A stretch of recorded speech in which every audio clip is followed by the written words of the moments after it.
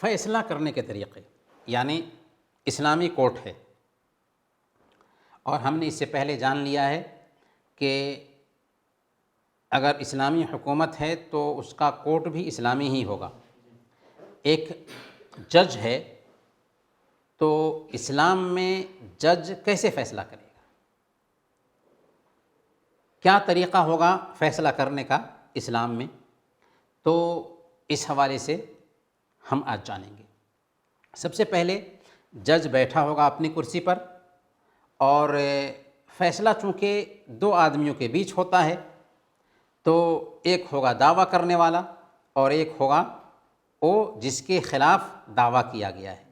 دعویٰ کرنے والے کو مدعی کہتے ہیں، اور جس کے خلاف دعویٰ کیا گیا ہے اس کو مدعا علیہ کہتے ہیں، جس کے خلاف دعویٰ کیا گیا ہے۔ قاضی اپنی کرسی پر بیٹھا ہوگا اور مدعی اور مدعا علیہ، جو دعویٰ کرنے والا ہے جس کے خلاف دعویٰ کیا گیا ہے، دونوں کو برابر برابر اپنے سامنے میں بیٹھائے گا۔ اس سے پہلے، بیٹھانے سے پہلے دونوں کے جو کیسز ہیں لکھے جا چکے ہوں گے، گویا کہ جج کے کرسی پر بیٹھنے سے پہلے اس کا کیس کیا مسئلہ ہے سارا کیس لکھا جا چکا ہوگا، دعویٰ کرنے والے کا کیس کیا ہے اور مدعی کا بیان کیا ہے، سب کچھ نوٹ کیا جا چکا ہوگا۔ اس کے بعد جج جو ہوگا، جو کچھ لکھا گیا ہے اس کے آدھار پر وہ کچھ نہیں کرے گا، بلکہ وہ بات کرے گا سب سے پہلے مدعی سے، دعویٰ کرنے والے سے۔ اسے کہے گا کہ بتاؤ تیرا کیا دعویٰ ہے۔ مدعی بات کرے گا اور کہے گا کہ میرا فلاں کے اوپر یہ دعویٰ ہے۔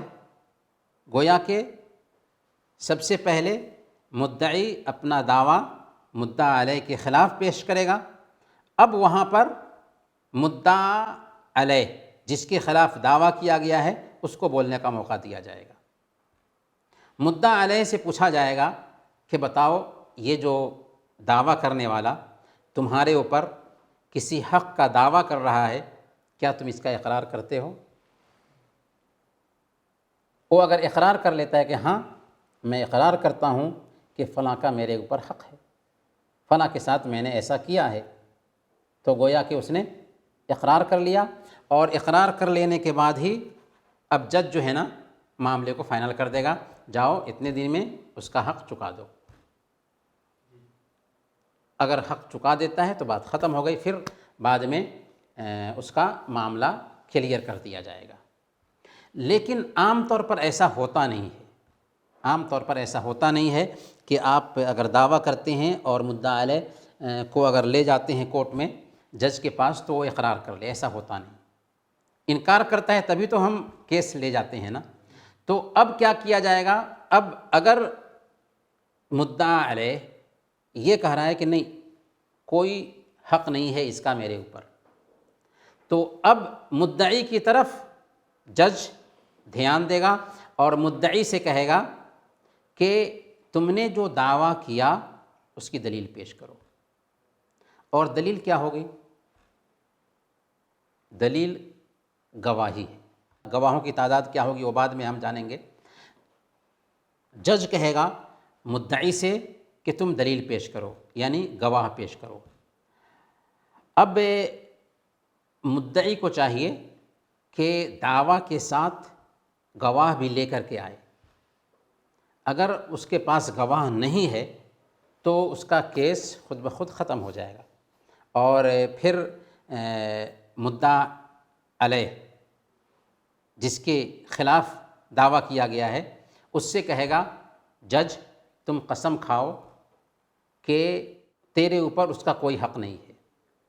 وہ قسم کھا لے گا کہ میں اللہ کی قسم کھاتا ہوں کہ فلاں کا میرے اوپر کوئی حق نہیں ہے، تو اب اس کے صرف قسم کھا لینے کی وجہ سے کیس کو جج ختم کر دے گا۔ لیکن اگر وہ گواہ پیش کر رہا ہے تو گواہ کی بنیاد پر اس کو اس کا حق دیا جائے گا۔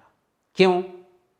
اس لیے کہ اصل میں گواہی ہے، اگر ہم کوئی کسی چیز کا دعویٰ کر رہے ہیں تو ہمارا دعویٰ کمزور ہے، لیکن اگر ہم گواہ پیش کریں گے تو گواہی دراصل ہمارے دعویٰ کو مضبوط بناتا ہے۔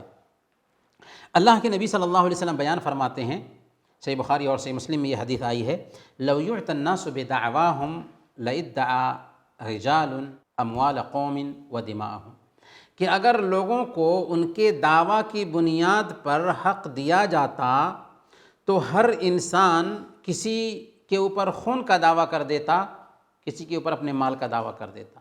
اگر ہر ایک آدمی کو اس کے دعویٰ کی بنیاد پر حق دے دیا جاتا تو کوئی بھی آدمی جا کر کورٹ میں کہتا کہ میرے آدمی کو فلاں نے قتل کر دیا ہے، یا فلاں نے مجھے نقصان پہنچایا ہے، یا فلاں نے میرا مال ہڑپ لیا ہے، تو صرف دعویٰ کی بنیاد پر کسی کو حق نہیں دیا جاتا ہے۔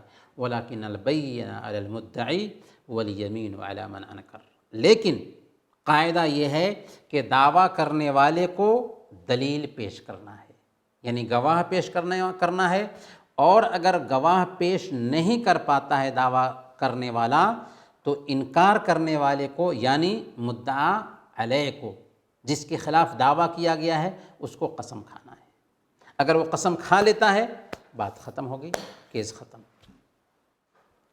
یہاں پر ایک سوال یہ ہے کہ گواہوں کی تعداد کتنی ہوگی، یعنی کتنے گواہ ہوں گے تو ہم مان سکتے ہیں کہ اس کا اعتبار ہوگا۔ تو اگر کیس زنا کا ہے، کیس زنا کا ہے کہ کچھ لوگ جا کر کے جج کے پاس گواہی دیتے ہیں کہ دو مرد اور عورت کو ہم نے زنا کرتے ہوئے دیکھا ہے، تو اس کے لیے 4 گواہ کی ضرورت ہے۔ 4 سے کم اگر آدمی ہے تو گواہی مقبول نہیں ہوگی۔ اچھا، گواہی میں بھی کلیئر انداز میں بتائے، ایسا نہیں کہ بند کمرے میں دیکھا ہے 2 آدمی۔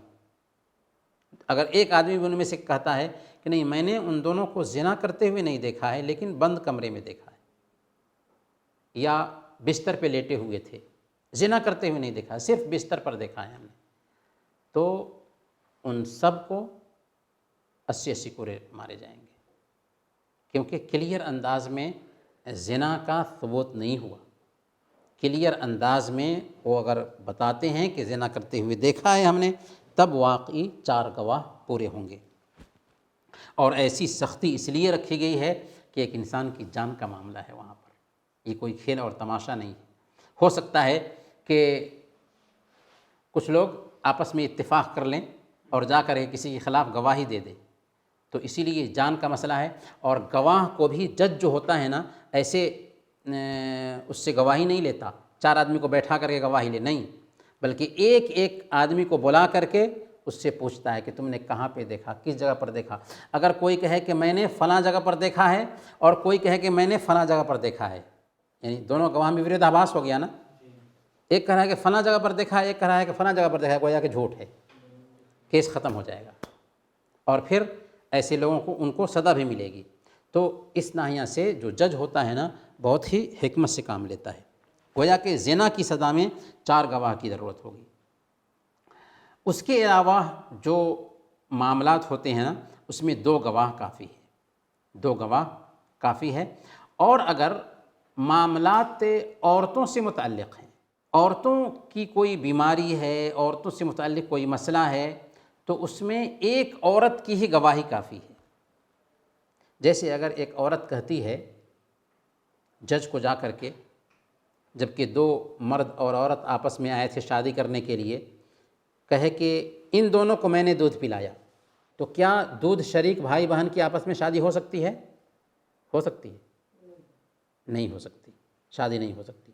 تو صرف ایک عورت کی بات مانتے ہوئے دونوں کے بیچ تفریق کر دی جائے گی، اگرچہ شادی ہو گئی ہو، تو وہاں پر ایک عورت ہی کی گواہی کافی ہے، ورنہ عام معاملات میں کم سے کم 2 مرد کی گواہی ضروری ہوتی ہے۔ اور خاص طور پر مالی معاملات جو ہیں نا، تو اس میں اگر عورتیں ہیں تو 4 عورت کی ضرورت ہوتی ہے، اور اگر ایک مرد ہے تو 2 عورت کی گواہی کی ضرورت ہے۔ کیوں؟ اس لیے کہ مالی معاملات وغیرہ ایسے ہوتے ہیں کہ عورتیں ان کو زیادہ کیچ نہیں کر پاتی، اور یہ اللہ کا دین ہے، نیچر سے لگتا ہوا دین ہے، اسی لیے عورت کے لیے یہ سہولت رکھی گئی ہے کہ ایک عورت اگر بھولتی ہے تو دوسری اس کو یاد دلائے گی۔ لیکن مالی معاملات کو ازبر رکھنے والے، کیچ کرنے والے مرد ہوتے ہیں، تو اس لیے ان کے لیے 2 گواہ کی شرط رکھی گئی۔